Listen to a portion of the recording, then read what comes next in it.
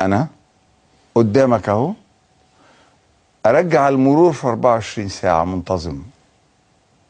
24 ساعة 24 ساعة 24 ساعة 24 ساعة.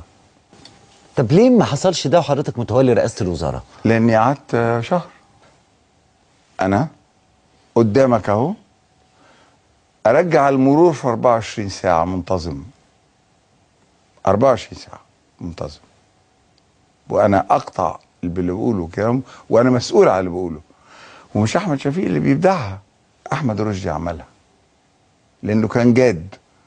اما استفحلت ظاهرة الطائفية والعربية وبقى يتكتب لا اله الا الله محمد رسول الله بحيث تغطي الازاز اللي ورا، قام طبعا الصليب لازم قدام يكبر، فيكبر هيبقى تقيل، بقى صليب خشب قد كده. بقت العربية يا ماشية بصليب خشب قد كده يا ماشية بلوحة آية قافلة الازاز من ورا. 24 ساعة 24 ساعة الدهان شال كل الكلمات، الصليب اختفى، والعربية مشيت منتظمة تماما. هو ده بيضمن يعني ده شكل في المضمون بقى في الشوارع، في الزحام، في عدد العربيات، في ده موضوع الباركينج؟ تاني. لما بقول لحضرتك ايه، انا بقول لك يعني ايه المرور؟ لان المرور علامة. نفسي ان احنا نقول اعتبارا من النهارده السائح هينزل هيلاقي فيه ظاهرة في المجتمع. النهارده العربيات بتمشي في عكس الاتجاه، وتستغرب لو انت وقفت استغربت تصرفه.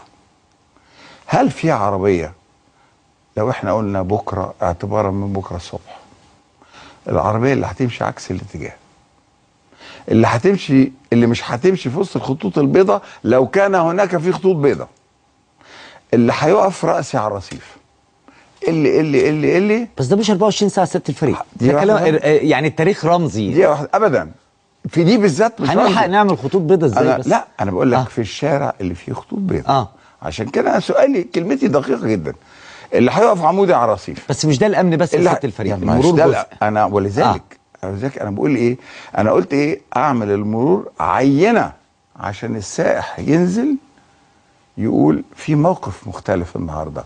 لكن حضرتك ايه، شهر الجندي يبقى واقف مكانه والظابط واقف مكانه في زي سليم، في مرتب مناسب، في انتظام 10/10 يجعل يدفع المواطن لاحترامه وتنفيذ طلباته.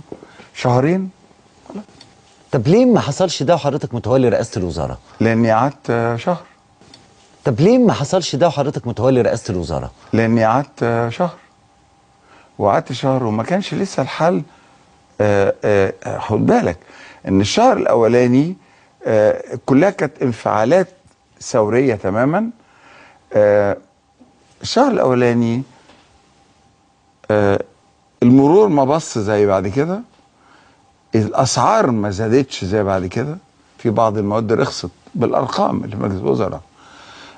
ما حصلش انتهاكات للمحلات اكتر من الانتهاكات الانفعاليه بتاعت الثوره. مفيش حاجات كتير اتسرقت في المحلات. كان لسه التيار الثوري الانفعال الجاد هو المتسيد. كانش لسه جنح السلوك العام. الشباب دول معظمهم راحوا بيوتهم، معظمهم راحوا اشغالهم، جزء كبير منهم. بدأنا بقى بعد كده البلطجة في الشارع ابتدت تزحف، الارتفاع في الاسعار ابتدى يزحف، الفوضى العربية ابتدت تمشي في اتجاه العكسي وهكذا. نعم.